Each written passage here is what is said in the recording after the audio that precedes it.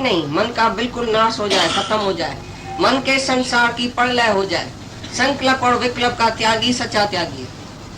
बाकी ख्याल इधर से आया, फिर तुमने इधर से गंवाया ख्याल को, फिर आया फिर गंवाया। आता क्यों है? क्योंकि तुम देह अध्यास में है, इसलिए मन आता है, इसलिए ख्याल आता है, इसलिए संकल्प विकल्प आता है। लेकिन जो देह ही नहीं है उसको संकल्प विकल्प कौन सा आएगा? देह अध्यास जिसका चला गया उसको कोई संकल्प नहीं आएगा, जो उसको ध्यान में बैठ के उसकी संकल्प को लय करना पड़े। संकल्प शांत हो जाएगा ऑटोमेटिकली जब तुम आत्मा में रहेगा। मैं आत्मा हूँ, सर्वत्र आत्मा है। आत्मा देखने वाला कौन सा कर्म करेगा, कौन सी भूल करेगा? जहां तहां है ही भगवान। तुम बोलता है जो गुणी आदमी है दुनिया में, तमोगुणी आदमी है, सतोगुणी आदमी है। हम तो आदमी देखता ही नहीं है। तुम सब जो इधर बैठे सतोड़े जो तमो वाले आए हैं, हमने तो तुमको देखा ही नहीं है कौन सतोगुणी है, कौन रजोगुणी है, कौन तमोगुणी है। हमारे नजर में है ही आत्मा। इधर पापी बैठे चाहे पुण्य बैठे, स्त्री चाहे बैठे चाहे पुरुष बैठे, तो भी तो आत्मा ही है ना। हम तो उसको आत्मा ही करके देखता है, तो हम किसको बोलेंगे रजोगुणी है? हमारी नजर से उसका सब गुण जो है वो खत्म हो जाएगा, वो निर्गुण निराकार हो जाएगा, आत्मा हो जाएगा। तो हम क्यों दुनिया में भी तुम घूमते फिरते हैं तो तुम रजोगुणी तमोगुणी क्यों देखते हैं? तुम उसको आत्मा करके देखो। सी गॉड एवरीवेयर। चाहे कितना भी वो वैश्या होवे, चाहे कासाई होवे, चाहे कौन सा भी कम होवे, चाहे जास्ती होवे, चाहे कितनी कौन सा भी वर्ण आश्रम वाला होवे, तो भी तुम आत्मा करके देखो। तुम्हारा क्या जो तुम उसको कम और जास्ती देखते हैं? जब एक ही आत्मा है, एक ही परमात्मा है, जहाँ तक भगवान ही है, भगवान ने ये सब पाठ कर रहा है, तो तुम भगवान देखो ना। तेरा क्या वास्ता जो किसी को साध और चोर देखता है? साध चोर को एक पहचान। तुम शांत करो कोई शोर नहीं, दुई दूर करो कोई और नहीं। तुम साध बनो कोई चोर नहीं, तुम नहीं करो कोई जोर नहीं। तुम जाके साधु बनो तो कोई दुनिया में चोरी नहीं है। तुम सच्चा बनो तो कोई झूठा ही नहीं है। तुम आत्मा है तो कोई और नहीं है। ये द्वैत का भ्रम जो है वो नाश करो। द्वैत की बिल्ली एक कुएं में पड़ गई, बिल्ली तो बदबे हो गई। तो इंजीनियर आया, उसने बोला भाई पानी 10 फीट निकाल दियो तो बदबे चली जाएगी।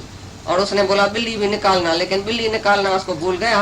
पानी 10 फीट 20 फीट निकाला, फिर भी बदबे, फिर भी बदबे। फिर इंजीनियर आया, बोला भाई बिल्ली तो निकाला नहीं तो बदबे कैसे जाएगी? ऐसी तरह से तुम खाली पानी निकालता है, मानो पैर का साधन करता है, लेकिन सचमुच जो द्वैत की बिल्ली पड़ी है वो द्वैत निकालेंगी अंदर से। ये दूसरे का भाव, ये दूसरा मैं दूसरा, भगवान दूसरा मैं दूसरा, ये दूसरा मैं दूसरा, खाली सारा दिन दूसरा दूसरा देखता है। तुम्हारे आंख में मर्ज लगा पड़ा है, जो बीमारी लगी पड़ी है द्वैत की।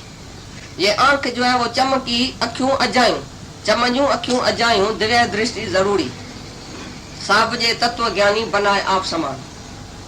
तो सच्चा गुरु जब मिलता है तभी हमको नजर देता है कि नजर नूरानी लेके जाओ, इधर नूरी नूर देखो, परमात्मा ही परमात्मा देखो। सी गॉड एवरीवेयर। इधर से ये दृष्टि लेके जाओ, बस दूसरा कुछ भी साधन नहीं करो, खाली दृष्टि का चेंज करो, भावना की चेंज करो। पहले भाव क्या था, अभी भाव क्या है? पहले नाना भाव था तुम्हारे अंदर, ये दूसरा, ये दूसरा, ये सत्तो गुणी, ये रजो गुणी, ये फलाना, ये टीरा। अभी कोई भी नहीं है, मेरे सिवाय कोई नहीं है, मैं ही तो हूँ। एक ही परमात्मा है, एक ही सत्ता है, बस दूसरा है नहीं। बोलता है द्वैत देखने में आएगा तो भी बन की तरह। बोलता है द्वैत देखने में आता है, दूसरा देखने में आता है। ऐसा थोड़ी हमको पता नहीं चलता ये मर्द बैठा है, औरत बैठी है, ये माँ बैठी है, ये बेटी बैठी है, क्या हुआ देखने में आया, लेकिन अंदर कौन है? किसने ये शरीर धारण किया, किसने ये स्वरूप धारण किया? इधर मोहन, इधर मोहिनी स्वरूप, मैं ही तो हूँ।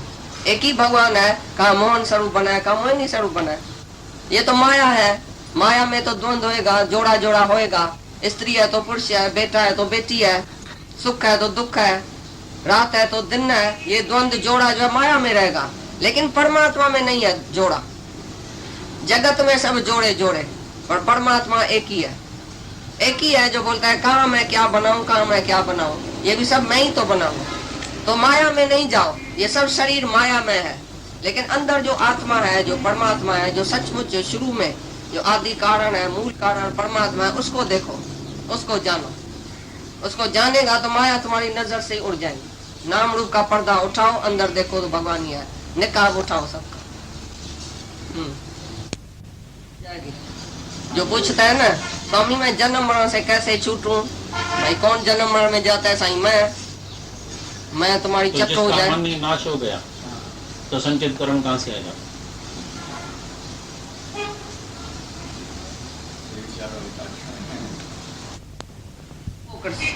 अंदर जो भी ख्याल है वो देता नहीं है। कौन सा पाप तुमने किया लिस्ट लेके आओ, कौन सा पुण्य किया लिस्ट लेके आओ, तो आज ही तुम्हारा चिट्ठा हम फाड़ के खलास कर देगा। तभी तुम्हारा मन नाश होगा, तभी तुम्हारी प्रलय होगी संसार की। अगर तुम ख्याल नहीं देगा, मन नहीं देगा, अपनी मर्जी से कैसे चलता है, क्या करता है, सारा दिन पता नहीं कितना ठगी चोरी कितना खून करके इधर आके बैठा सुबह को, कल पता नहीं कितना खून करके आया, और इधर शराब बन के साड़ी सूट पहन के आया, भाई मैं तो बहुत अच्छा आदमी हूँ, मैं तो ऐसा हूँ। अरे क्या अच्छा आदमी है, क्या बुराई किया, क्या अच्छाई किया। मन बेचे सतगुण के पास सेवक के कार्य रास। जब तक तुम मन खलास तभी होएगा जब भी गुरु को भेंट करेगा। इधर भेंटा कौन सी है, तुमने पैसा दिया, इधर क्या दिया है, कितना दिया है, तो क्या दे सकता है, तुम्हारा है क्या है, ये मन तुम्हारा बदमाश, उसको ही देने का है गुरु को। वासना मन ही है, मन दिया मन वासना का है, तो बाकी वासना में ही मन है। यहाँ है आत्मा, यहाँ है वासना। जो आत्मा में पक्का है वो वासना नहीं रखता है, कोई भी निर्वासना का है। जिसका आत्मा में निश्चय नहीं है वो वासना में ही रहता है, 24 घंटा वासना में ही रहता है। जहाँ वासना है तहाँ तुम्हारा वास है। तुम्हारे मन का वास कहाँ है, जहाँ वासना है वो वास लेता है। वासना माना वास लेना। जहाँ तुम्हारा मन गया उधर वास लेके आया, उधर रस लेके आया। जहाँ रस है तहाँ ही वासना है। वासना माना रस, रस माना मन, एक ही बात है। तो ज्ञान की अग्नि में ये सब वासनाएं खत्म हो जाती है। वासना की खै, आत्मा की जय।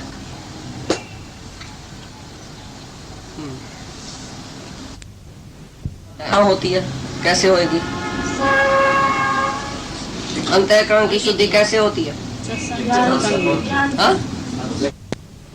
जब तक दान की भी मने नहीं है, कोई भी मने नहीं है, लेकिन समझ से कौन सा दान? गुरु बिन दान देते हैं, गुरु बिन दान हराम। कितना भी गुरु बिन तुमने कर्म किया, भक्ति किया, दान किया, यज्ञ किया, लेकिन सब हराम हो गया। ब्रह्म ज्ञान का दान करो, मत रखो ना।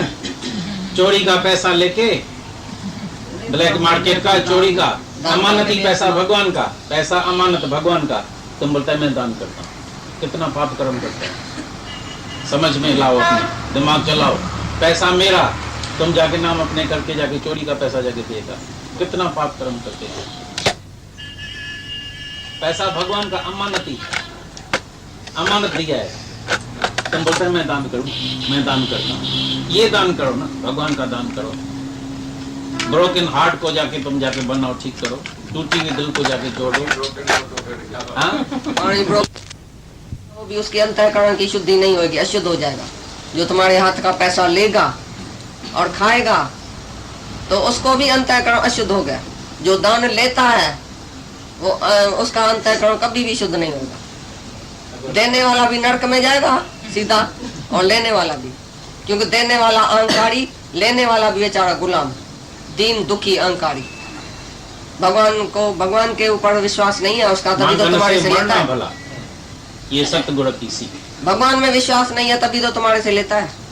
और हम उसको भगवान में विश्वास दिलाता है तो कितना भी गरीब 4 रुपए वाला भी बोलता है मैं शाम का चाहूँ, मेरे को कुछ नहीं चाहिए, भगवान से भी मैं नहीं मांगूंगा, मेरे को 4 रुपए दिया है तो मैं 4 रुपए में बहुत खुश हूँ। तुम उसको प्रायलभूत पर विश्वास रखाओ, ऐसा नहीं दान करो। बोलो परमात्मा तुमको देता ही है, देता ही रहेगा, मैं कौन हूँ देने वाला। तुम अपने को चुराओ, नहीं तो दोनों इकट्ठा नरक में जाएगा। एक भी कर्म तुम्हारे से होएगा तो तुम्हारे लिए नरक स्वर्ग है ही है। तो अंतःकरण की शुद्धि गुरु के संग में होती है, सत्संग में होती है। कितना भी तुम कर्म कमा के आया तो भी अंतःकरण की शुद्धि नहीं हुई, क्योंकि तुम अहंकार और भी बढ़ा के आया। मैं सत्कर्मी हूँ तो गुरु के आगे तुम झुकता ही नहीं, आज तक अहंकार तुम्हारा जाता ही नहीं है। और जिसने कर्म बेचारे ने नहीं किया है पर पाप करके बेचारा आया, वो बोलता है गुरु मेरे को तो पाप से छुड़ाओ, मैं बहुत गंदा हूँ, बंदा हूँ। और जो फिर सत्कर्म करके आया है उसको अहंकार भी इतना ही है, तो उसके अहंकार गंवाने में गुरु को और भी मेहनत करनी पड़ती है। इस कारण इसी वजह से विनोबा भावे ने गीता में लिखा है अपने में कि मैं सत्कर्मी से बदकर्मी को अच्छा समझता हूँ, क्योंकि सत्कर्मी को अहंकार बहुत है। जितना भी तुम सीख के आया, करके आया, पढ़ के आया, उतना खाना खराब करके आया अपना, उतना ही दिल में जास्ती अहंकार भर के आया, तो गुरु को बहुत मेहनत करनी पड़ेगी उसको। तुम तेल में अपना कपड़ा खराब करके आया, तो धोबी को बेचारे को सारा दिन तेल तुम्हारा पहले निकालना पड़ेगा। इतनी मट्टी डाल के आया अहंकार की। तीर्थ तप दान करे, मन में धरे गुमान, नानक निष्फल जाइए जू कुंचर स्नान। हाथी और गधे का स्नान जैसे बिल्कुल निष्फल गया, तैसे तुम्हारा तीर्थ तप दान यज्ञ हवन सब निष्फल गया, क्योंकि मन में धरे गुमान, क्योंकि तुमने अहंकार किया कि मैंने किया। और अहंकार तुम्हारा नाश होता है गुरु के संग में, सत्संग में। पहले कितना भी गुरु के साथ तुमने कर्म धर्म किया तो अहंकार से ही किया। मैं हूँ मिस्टर सो एंड सो, मैं करता हूँ, मैं भोगता हूँ, मैं पापी हूँ, मैं पुण्य हूँ। इसलिए अंतःकरण की शुद्धि सत्संग में ही होती है। अभी तुम इतना दिन ज्ञान में सत्संग में आया है, तुमको फायदा हुआ है, समझो। बोलता मेरे को फायदा हुआ, कैसे हुआ, क्या किया, कौन सा यज्ञ दान तप जाके किया, जैसे इधर आया हमारे पास। इसके बाद तुमने कौन सा यज्ञ दान तप किया जो तुमको फायदा हुआ है, इधर आने के बाद बताना। अगर फायदा हुआ है तो कैसे हुआ, क्या किया तुमने। एक टांग पर खड़ा हुआ, 5 अग्नि के बीच में बैठा, और जब तर और तेल वो जाके अग्नि में डाला, क्या किया, कौन सा कर्म किया जो तुमको फायदा हुआ है। अभी तुम जो बैठे हैं, बोलते हैं पहले वासनाएं थी, इच्छा थी, मोह था, सब फायदा अपना सुनाता है। अहंकार था, क्रोध था, वासनाएं थी, वो सब अभी खत्म हो गई है, जैसे कम हो गई है बहुत। तो इतना फायदा कैसे हुआ, तुमने कौन सा कर्म किया, बताओ। खाली इधर आके इस धरती पर बैठा, इस धरती पर लेथरी पाएगा तो जन्म मरण का चक्कर, स्वर्ग नरक सब इधर ही है। ये सत्संग की महिमा है। एक घड़ी का सत्संग, उधर 1000 साल की तपस्या। तुमने नहीं सुना है ये बात, एक घड़ी का सत्संग जास्ती है।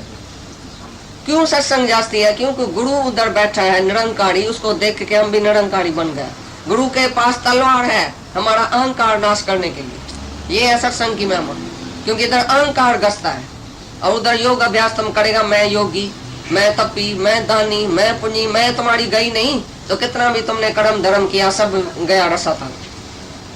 इसलिए यज्ञ दान तप भी गुरु सिखाता है। कौन सा यज्ञ करो, कौन सा दान करो सच्चा, कौन सा तप करो, मन इंद्रियों का तप, वाणी का तप, शरीर का तप, शरीर का तप ब्रह्मचर्य, और किसको दुखी नहीं करना, कुसंग में नहीं जाना, ये सब शरीर का तप है। शरीर की तपस्या से सेवा करना, ये शरीर का तप है। और मन का तप, वाणी से किसी को भी गिराना नहीं, किसी को भी कम नहीं समझना, वाणी से किसको ऐसा क्रोध करके नीचे नहीं करना, किसकी दिल नहीं दुख होना, ये वाणी का तप। मौन, वाणी का तप है मौन।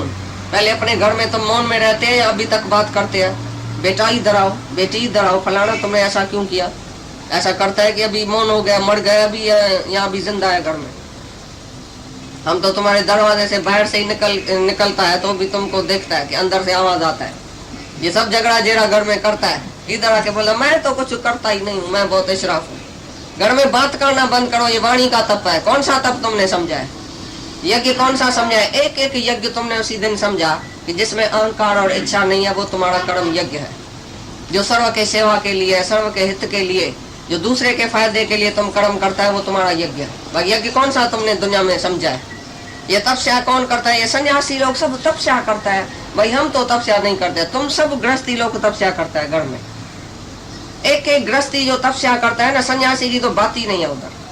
कितना गृहस्थ में तुम मर के एक एक के आगे चला है, सास के आगे, सौड़े के आगे, मर्द के आगे, नौकर के आगे, सबके आगे तुमको मरना पड़ता है। संत साधु की सेवा भी तुम गृहस्थी करता है, निष्काम सेवा भी तुम कर सकता है। कितना भी तुमने जो सेवा किया है गृहस्थ में, वो तुम्हारा तप है, वो तुम्हारी तपस्या है।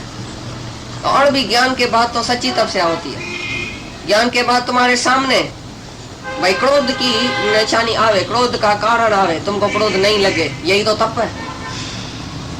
सामने स्त्री आवे, तुमको कामना नहीं उत्पन्न होवे, यही तो तप है। कौन सा तप तुमने सन्यासी का समझा है। सन्यासी के सामने स्त्री नहीं है, बोलता है मैं तो ब्रह्मचर्य में हूँ।